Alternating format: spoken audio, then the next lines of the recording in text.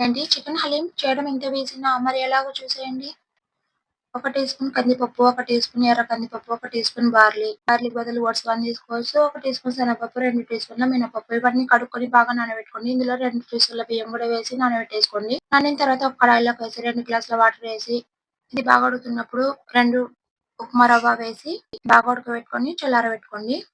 నేనైతే half kilo chicken measurement చెప్తున్నానండి. ఇప్పుడైతే ఒక కుక్కర్ తీసుకోండి. కుక్కర్‌లో ఆయిల్ వేసి ఆయిల్ హీట్ అయిన తర్వాత కాస్త ఆనియన్స్ వేసి ఇందులో మిరియాలు, చెక్క, లవంగాలు వేసి అవి కాస్త వేగిన తర్వాత ఇందులోనే చికెను, ఉప్పు, పసుపు వేసి అలాగే కాస్త కారం, ఒక 6, 7 పచ్చిమిర్చి కూడా వేసి గరం మసాలా ఒక హాఫ్ టీ స్పూన్ దాకా, పుదీనా గుప్పెడు, అలాగే ఒక హాఫ్ కప్పు పెరుగు వేసి ఒక 3 గ్లాసుల దాకా వాటర్ వేసుకొని మూత మూసి ఒక 8 విజిల్స్ అయితే రానివ్వండి.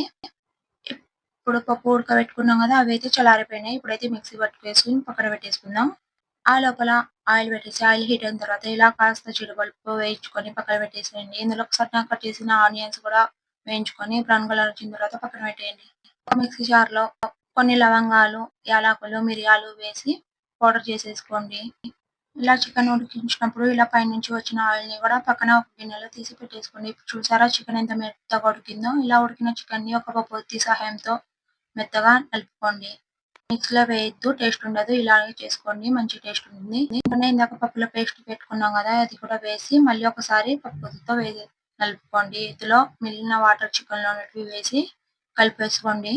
ఇవన్నీ బాగా కలిపేలా కలిపేసుకొని స్టవ్ మీద పెట్టి ఇందులోకి రుచికి సరిపడా ఉప్పు చూసి వేసుకోండి. ఫస్ట్ చికెన్‌లో వేసుకొని ఉంటారు కదా! ఇందులోనే గుప్పెడంత పుదీనా, గుప్పెడంత కొత్తిమీర, ఇందాక మిక్సీ పట్టుకున్న హోల్ గరం మసాలా పౌడర్ వేసి మొత్తం ఒకసారి కలిసేలాగా ఒక 5 మినిట్స్ ఉడికించుకోండి. 5 మినిట్స్ ఉడికించుకొని ఇందులో మధ్యలో నెయ్యి వేస్తూ ఉడికించుకోవాలి. ఇప్పుడైతే లాస్ట్ అండ్ ఫైనల్‌గా ఒక హాఫ్ కప్ దాకా మిల్క్ వేసుకొని అన్నీ కలిసేలా కలుపుకోండి. ఇంకా డీటెయిల్‌గా ఫుల్ వీడియో కావాలంటే కింద లింక్ ఇస్తున్నా, ఒకసారి చెక్ చేసేయండి. ఇంకా డీటెయిల్‌గా ఉంటుంది. ఛానల్ లింక్ కింద ఉంది. లింక్ క్లిక్ చేసి చెక్ చేసేయండి.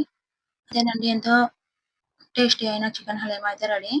టేస్ట్ అయితే చాలా బాగుంటుంది. తప్పకుండా ట్రై చేసేయండి. పైనుంచి గార్నిష్ చేసుకుంటే సరిపోతుంది. వీడియో నచ్చితే ఒక లైక్ చేయండి. అలాగే మన ఛానల్‌ని ఫాలో చేసేయండి.